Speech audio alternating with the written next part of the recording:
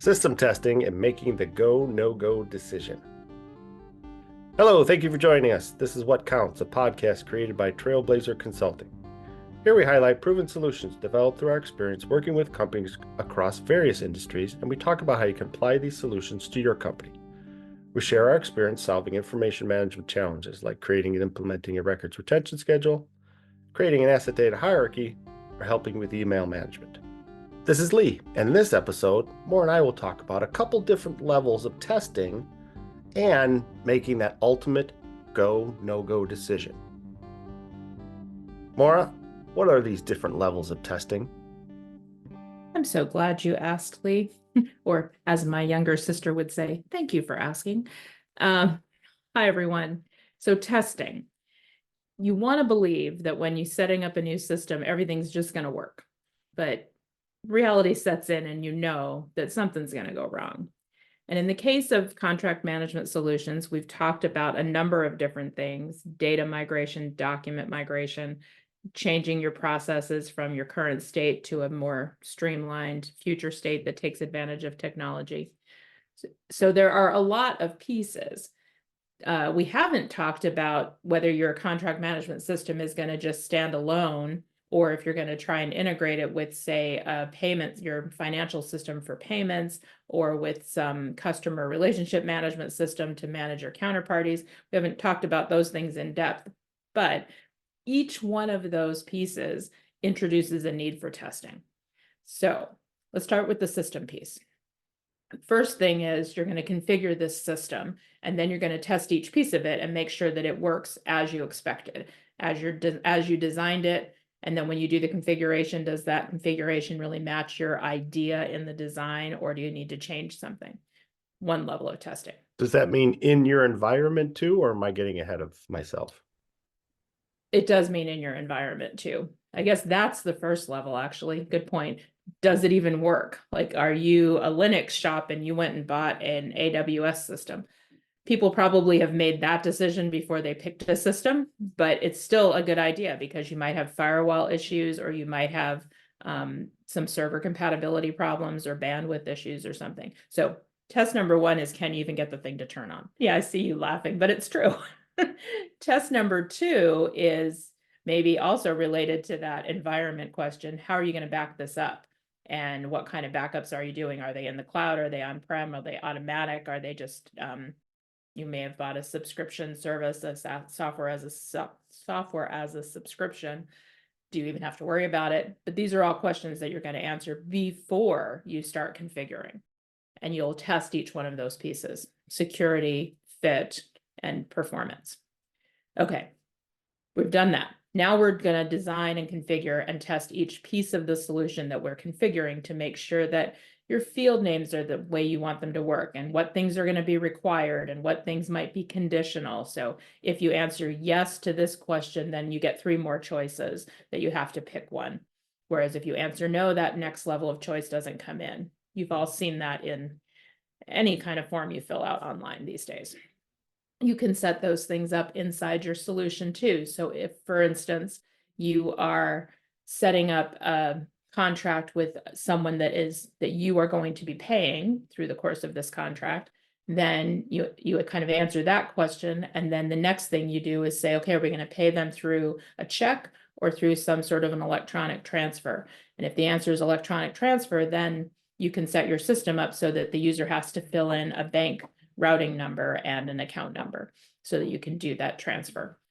So does your configuration match your design? Test each piece, then test it as a whole, purely from a system perspective. Do the buttons work? Do the fields work the way you want them to? If you are doing some integrations to other systems, like to your accounting system or to a customer relationship management system, then test those integrations. Finally, test all of that together. Again, you're at this point, it's only IT involved, and they're just making sure that all the connectors work the way that they're supposed to work. At that point, you're ready to start talking to users about testing. You don't want to involve the user too soon. You don't want them to be part of the very early test, because when things break, they're going to throw their hands up in the air and say, I hate this system. So that's not what you want. Instead, Wait until you've tested it, you, the IT team, you've tested it. You're feeling good, like, okay, it fits in our environment. We've got the security worked out. The integrations are working. The configuration works as designed. Now bring the users in. You might want to start with a small group, depends on how big a change you're looking at. But the users are going to be thinking about data and process. So you have to have, you've done your process changes. We talked about those in an earlier episode. We talked a little bit about the data and document migration that you might have to go through to get data into the system so the users will recognize what's happening and they'll be able to say, oh, this didn't work like we expected it to. The calculation's wrong, or these two pieces of data are not connected correctly. So you have to have enough data in your test system so that the users can make sense of it. You don't have to have all the data in the test system, but you have to have enough. So you want these tests to be scripted, where you've got the user's involvement in what are we going to test? What are the scenarios? What are the processes? What's the expected outcome? How do we expect the data to look or to change, or a calculation to happen, or a report to come out? So that then they can check off, yes, I did these things and I got what I was expecting, or I did these things and it missed on these 2 points. And then you can go back and correct those things. At the end of all of this testing and corrections, you have a final go, no go question. And I like to picture it as the like Houston Control Center in Apollo 13, where it's like flight, go, secure, go, doctor, go, or whatever. They go one by one and ask them all the questions. And I have sat in on many of those conversations when we were doing big system go decision making. And you go through the piece. Is the data right? Are the documents there? Are the screens right? Do the integrations work? Does everything work as expected? Are the users ready? From a process standpoint, from a training perspective, is the whole team ready, not just the 3 people who were involved in your testing? When you get to the end of that and everyone says go, then you're ready to go live and take it forward. That's the moment of truth. Plain and simple. Yeah, it's a whole new world on day 1. Satisfaction, and then you can move on to the next project. There you go.